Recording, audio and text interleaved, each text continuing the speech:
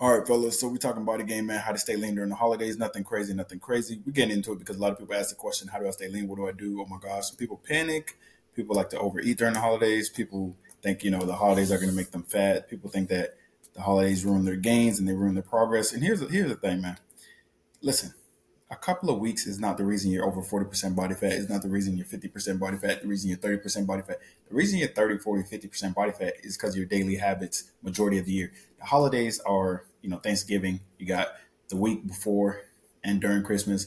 And you got January 1st, the week of January 1st. That's 4 weeks. 4 weeks out of 52 weeks is not the reason you're fat as hell. Let's just keep it a buck. All right. So one good meal is not going to take you away from your goals, just like one good meal is not going to take you to your goals, just like one bad meal is not going to take you away from your goals. So that's the mindset you want to have because, like I said, it's a couple of days. It's not going to take you away from your goals if you have one cheat meal or one cheat day. Nothing crazy, right? Like I just said, if you're 40% body fat year round, the holidays aren't the reason you're out of shape. Like it's your bad habits. Like y'all be panicking. Like people who are like 40, 50% body fat be saying, "Oh my God, what do I do during the holidays?" You're probably gonna do the same shit you always do, which is eat like shit. To be honest, right? It just is what it is. Like I don't know why people panic during the holidays. Like, oh my God, I have to binge eat. In my eyes, the way you eat on a daily basis is binge eating, which is how you get to 40% body fat. Simple. All right. Now, weight gain versus fat gain. All right, water weight gain. A lot of people think that when they have a cheat meal and their weight goes up by like 4 pounds, or if they're like 180 in the beginning of the day and they eat food and they're 185 at the end of the day, that they gain fat. It's literally just water weight. Like at the end of the day, you're gonna weigh more than the beginning of the day. If you eat more sodium during the holiday, which you probably will, you'll be a little bit more sedentary. That's what the weight gain generally is. It's just usually water weight gain, and a lot of us are like, "Oh my God, look, I gained fat. Oh my God, what's going on?" It's like, no, you just gained some water weight. Relax. It's not that serious. You know what I mean? Usually just water weight gain. It's nothing to worry about. Don't panic over it. Don't stress over it. It's nothing crazy. Nothing crazy. All right. So, all right. Now, another concept that we have is that you have to binge during the holidays. You have to. There's no choice. You have to do what you have to do. You have to binge, right? At the end of the day, you're a grown ass man, right? No one's going to tell you to binge or not. Like, I remember I used to eat like shit during the holidays. And then my first year when I was going to eat lean and kind of clean it up because I was trying to lose fat, people were like, hey, you have to eat this, you have to eat that. I was like, I'm not eating that shit, bro. That doesn't align with my goals, right? And at the end of the day, you can argue a little bit, but then they'll be like, you know what? I mean, I'm not going to force them to. You see what I'm saying? Like, you can still eat lean. You can still make healthier choices. You can eat the turkey and shit like that, and then eat some of the veggies and just keep it lean. You don't have to eat the pie just because everyone else is eating the pie. Everyone doesn't have the same goals as everybody else. Simple. We all know that, right? No one is putting a gun to your head, bro. If someone's putting a gun to your head, then maybe you should eat the food, but most likely no one's doing that. All right, stop thinking that, oh my God, there's societal pressure to eat. No, you just want an excuse to eat like a fat ass. Let's keep it a buck. You just want an excuse to eat like a fat ass, all right? So holidays are about spending time with your family, right? Spending time with your family, spending time with them daily, and not speed running diabetes and obesity together. Like binging together is not bonding, bro. Talking to each other, catching up with each other, enjoying time with each other, watching movies with each other, that's bonding, bro. Not fucking getting fat as hell together. How is that bonding? That's like, if that's bonding, that's a toxic bond, all right? Like, first of all, I don't wait till the holidays to love my family. I always love my family. I'm a family dude. I'm always texting my family. I have a group chat with my family, all that shit, man. So it's like, I don't wait till the holidays to be like, oh my God, I love my family. Because a lot of you guys post pictures with your family and you fucking hate all of them, which is crazy to me. Another thing is, like I said, a lot of you guys think that the holidays are the reason, you're out of shape, but you're always binge eating. It's just another 2 weeks of you binge eating, nothing crazy. All right, so the first thing you want to do before you get into the holidays, all right, is you want to identify what your goals are. Are you trying to lose fat? Are you trying to maintain? Are you trying to gain muscle? If you're trying to gain muscle, you obviously have a little bit more leverage, right? But if you're trying to lose fat, here's what you're going to do. Listen up very close. All right, so it's going to be a holiday dinner or it's going to be a holiday lunch, most likely. So before you go into the holiday lunch and dinner, make sure that you eat a solid breakfast. You eat the same breakfast you usually do, either a protein smoothie or, eggs, bacon. Keep it really lean. Keep the carbs low so you can save some of the carbs for later on, right? And then make sure you get a workout in the morning as well. And then make sure you get a walk in that day as well. And then right before the dinner or the lunch, make sure you drink a protein shake. It's going to keep your stomach really full and eat a yogurt for some probiotics, all right? Very simple. That's what I like to do. So by the time you do that, your protein will be at like 100 because, like I said, eggs, bacon, or turkey sausage in the morning, and then you have a protein shake, and then you have some Greek yogurt. By the time you do that, your protein will be at like 100, and then once you get to the dinner table, make sure you eat the protein first. You eat the turkey first, and then you keep all your other portion sizes small, like the stuffing, if it's rice, if it's macaroni. Keep all the other portion sizes small, and you can make it 1 to 2 cheat days. All right, nothing crazy. 1 to 2 cheat meals. I mean, one cheat meal that day, and then one cheat meal for leftovers the next day, and then get right back on track. That'll keep you there. Now, if you're trying to gain, honestly, you can pretty much eat whatever you want to because, I mean, yeah, you can pretty much eat whatever you want to. You'll be fine. Just try to hit your protein in that day. Drink some protein shakes throughout the day. But yeah, you can pretty much eat whatever you want to. If you're trying to maintain, then get your workout in the morning. Get some steps in the morning. Kind of do the same that that I said for losing. But then when you get to the dinner table, you can kind of eat a little bit more, right? If you want to, you can actually track your calories too. But if you just keep the portion sizes decent, you'll totally be fine. Like I said, one cheat meal is going to take you away from your goals. If you're already losing fat as well, 2 cheat days is not going to take you away from your goal. All right. Now, there are pros and cons of portion control because eating big portions of lean, high protein food and vegetables, it's going to be lower in calories than if you eat small portions of calorie dense foods, pies, cakes, candies, chips, shit like that, right? So here's the thing: we got three things here. We got a large fries at McDonald's. We got 6 ounces of steak and sweet potato from Longhorn. Outback has it too. And then we got my meal right here, which is 8 ounces of 93.7 ground beef, a high fiber tortilla wrap, right? And then of course some veggies and some sriracha mayo sauce, which is like 15 calories, right? So out of all of these two will fill you up the most, and this has the most calories. This has about 450 to 500 calories. This has 414 calories, and this has about 370 because the high fiber tortilla wrap is only 50 calories, right? So this is volume right here, volume versus not volume, right? So if you just kind of be like, you know what, I'm going to portion size, I'll be fine. It depends on what your portion size. If you get a small portion of pie and macaroni and stuffing and fried foods, the calories are going to be way higher than if you ate like 2 plates full of just turkey. All right, because it does matter. Like high fat foods are higher in calories because fat is 9 calories per gram, guys. So there are pros and cons of portion sizing. You still want to be aware of what your portion sizing. Like I said, very very important. All right, it's more important what your portion sizing than just the fact that you are portion sizing. That's what I'm saying. All right, so here are the things that you want to avoid during the holidays. This is me like halfway through my journey when I was like 210, 215. You can see all the fat. But anyways, like I said, one day is not going to take you away from your entire journey, bro. It's not going to take you from your entire journey. There's 365 days in a year. One bad day of eating, even if you eat 10,000, 20,000 calories, is not going to offset 364 days of being locked in. It's just not going to happen. All right. Over the next few slides, we're going to get into key things that you're going to want to avoid. All right. I'll try not to cuss. I don't think I cussed yet. I think I'm good. All right. So here we go.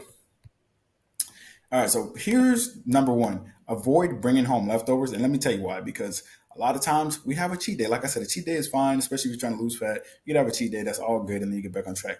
How the hell can you get back on track if you just had a cheat day and now you're bringing everything you just ate from the cheat day home with you? And you're going to be like, it's just easier to microwave it. I'll start tomorrow. You know what? It's just easier to microwave. I'll start tomorrow. You'll say that for 7 days. And before you know it, you derailed all your progress and you gained a lot of water weight. And now your mindset is off. Now your mindset's way off. And you're like, man. And then you spiral out of control. And that one day turns into 1 week, turns into, a month. And then it's January 1st and, you're up 30 pounds. And you're like, oh my God, what do I do? And then you do keto and then you fail. And then boom, you repeat the cycle. All right. So if you have a cheat day with these leftovers, with the pie and the stuffing and all that shit, obviously I'm not talking about the turkey, but people don't eat the leftover turkey. They eat the leftover bullshit. Let's just keep it a buck. No, like people aren't eating the leftover turkey. Someone in my comment section was like, oh, but you can eat leftover turkey. That's fine. Yeah. But who the fuck eats the leftover turkey, nigga? That's the last thing to go. People be eating the stuffing macaroni, anything unhealthy, the pies and shit. That's what people tear up. So that's why I talk about that stuff. And some people make like brownies and other stuff during the holidays because, like I said, people use it as a reason to binge. Anyways, if you bring home holiday leftovers, bro, holiday leftovers are the opposite of meal prepping. When you meal prep, you're getting ready to be lean. When you bring home some unhealthy leftovers, you're getting ready to be a big back warrior. You're going to look like this motherfucker, bro. If I eat leftovers for a year straight, I look like this nigga, bro. Straight up. All right. So like I said, it turns one cheat day into a cheat week, which is going to derail your mindset. And then you're going to be like, damn, I'm not locked in. You're going to lose a lot of confidence in yourself because you lose a lot of trust in yourself because you didn't follow through what you said you were going to do. Very, very important, guys. All right. Another thing that you want to avoid is just being sedentary all day. During the holidays, we're usually sedentary.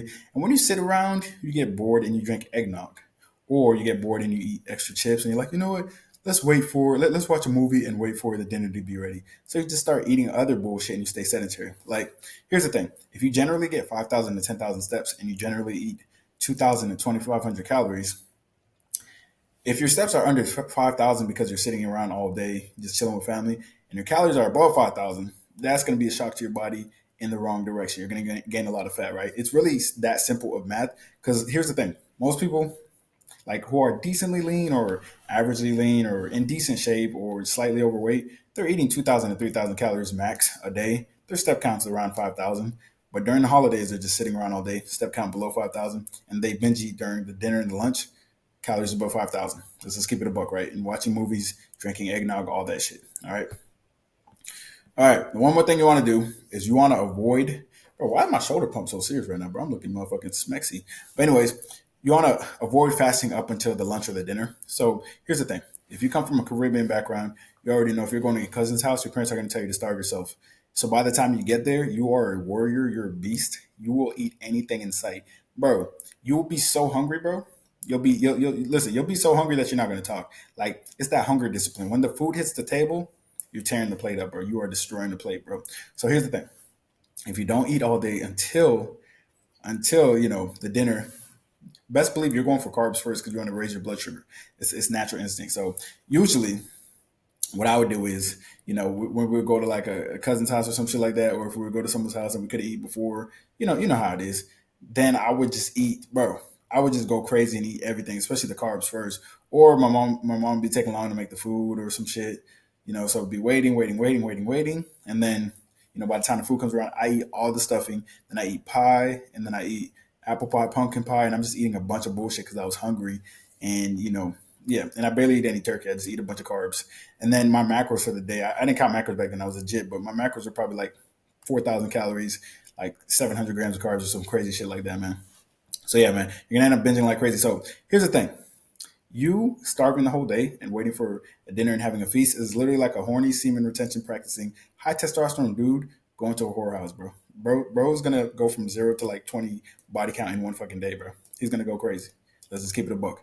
So yeah, I'm not doing that shit no more. I don't fast before Thanksgiving dinner. It's a horrible idea.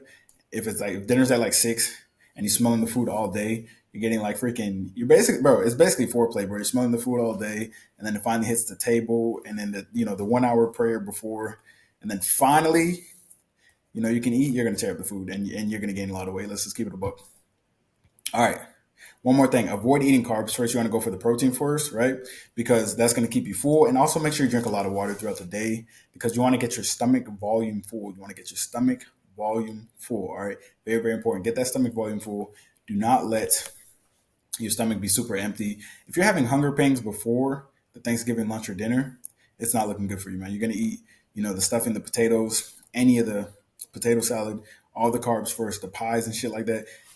Bro, you're gonna sneak some pie. You're gonna sneak some pie in before dessert, bro. I'm telling you, bro. I used to do that shit, bro. Used to tear that shit up, man. So knock out the turkey ham first. If you got chicken, knock that out first. You know what I'm saying? Because that's gonna be leanest. It's gonna hit your protein goal. It's gonna help your metabolism. It's gonna help your stomach stay full.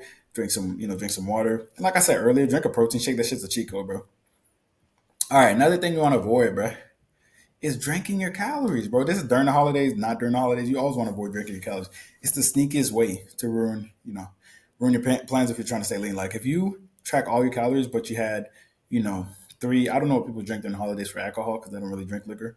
But if you have like three liquor drinks, I don't know how many calories that could be.